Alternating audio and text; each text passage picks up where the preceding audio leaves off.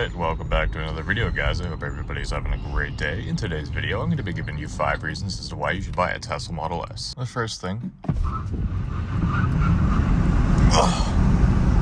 You can chirp all 4 tires whenever you floor it. 0 to 60 in this thing is 2.3 seconds. You have about 825 horsepower at the wheels. You have over 920 pound-feet of torque at the wheels. This thing is very powerful. This is not a plaid. This is a dual motor, ludicrous performance. I gotta say, this thing is just absolutely ludicrous. It's ridiculous. I can't even describe in words how it feels. You just get thrown back into your seat so violently hard. You just have to feel it for yourself. Actually test drive one. Like, oh my, it just takes your breath away. Like, the instantaneous throttle response of 825 electric horsepower. That's just...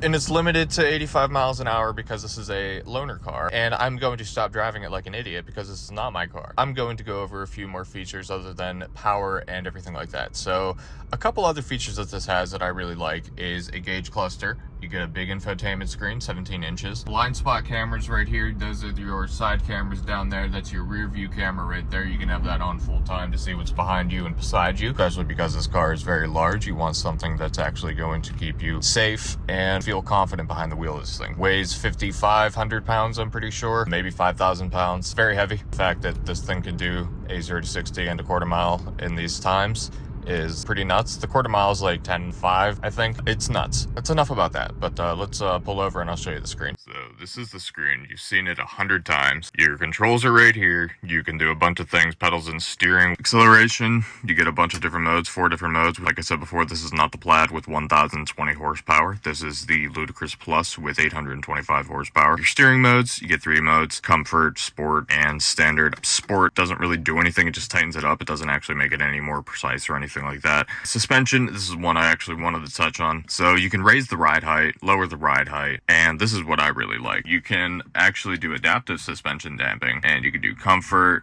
auto, sport, and advanced. I like advanced because I like sport handling, comfort ride. Sport is just a little bit too aggressive unless you're actually trying to get away from somebody. Regarding autopilot and full self-driving, boring stuff. A 17-inch screen. You get a gauge cluster right here. This gauge cluster displays quite a bit. You can actually do a lot of stuff on the gauge cluster like this. Yeah. It's really nice. You get over 300 miles of range on a full charge. So I got 305 earlier, considering this is a 2020 model with a little bit of battery degradation after around 37,207 miles. So let's talk about this interior real quick. It's not really put together very well. That's a demerit. It's a little bland, so that's a demerit. That's about it. That's really about it. Other than that, it's kind of cool. You get carbon fiber, real carbon fiber. Yeah, it's pretty basic in here. I mean, considering it's $100,000 for a new one of these, you get a horizontal screen on the new one, so it's probably worth it. But these are around 60, 70. You might even be able to get them or higher depending on mileage, or lower. You get a big navigation screen. It's pretty cool. You can just put this away, and you got a very large navigation screen. Cameras, like I said before, you can do multi-functionality down here. Heated steering wheel, heated seats. You can customize this lower bar here with any kind of apps that you would want. It's pretty cool. Sound system in this thing is absolutely incredible. I wish I could play you music, but anything in Tidal Hi-Fi is copyrighted, so I really can't. But you just have to trust me. This has a very strong sound system. I'll put the specs on the screen here. And yeah, no, that's absolutely insane. The bass in this thing is incredible. It gets ridiculously deep and it hits so well. And really quickly, I just want to talk about safety. So this is like one of the safest cars you can buy because it's a Tesla to get 5 stars in basically every kind of crash test conducted by the NHTSA. What else could you ask for? It's a great family car. Does 0 to 60 in 2.3 seconds. The new one does 0 to 60 in 1.9 and a 9.2 second quarter mile. And it has upgraded stuff that you could buy, like track package with carbon ceramic discs, upgraded wheels and tires, and a couple other things like that. What would I do to it if I got one of these? Probably upgraded brakes. So I would want like higher thermal capacity calipers, better brake pads. I'd probably want carbon ceramic rotors. So all in, I'd probably be looking at around 10 to 15 grand just for front brakes, which is horrific. For those that actually have the money, I would recommend buying a new Model S Performance or a Model S Plaid with Track Pack. Let's talk about storage. I'm gonna open this. Power gate. No power frunk in this, unfortunately, but I'll show you how big it is real quick.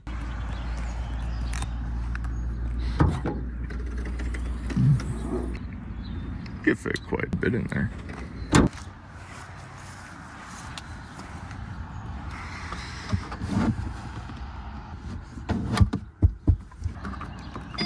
So let's go ahead and talk about the ride quality, comfort, autopilot, and stuff like that. Self-driving, which costs $15,000 or $199 per month, depending on what you do. It's a subscription service or a one-time thing. The ride quality in this car it's amazing. It's actually really smooth, ridiculously smooth, to the point of where it actually gives me a little bit of motion sickness if I have it in comfort. Everything just kind of wafts over everything. Feels pretty damn good. I don't want to say luxurious. I mean, it kind of does, but like, I'm going to leave that for like Rolls-Royce and Bentley. But this is a really good suspension system. It handles pretty well for how big this car is. I'm just kind of surprised at it because, first of all, like that torque is just stupid. Whenever you do throw it in a corner, if you have the right tires, this thing will grip. It does stick pretty decently well. And if you have carbon ceramic brakes on it, forget about it. Like, you got a supercar. One of those cars where if you buy it, you got to be really careful because these things just do have a lot of power. The Model 3s are more for the masses because they are less powerful and easier to maintain and drive. These ones, you kind of have to build your way up unless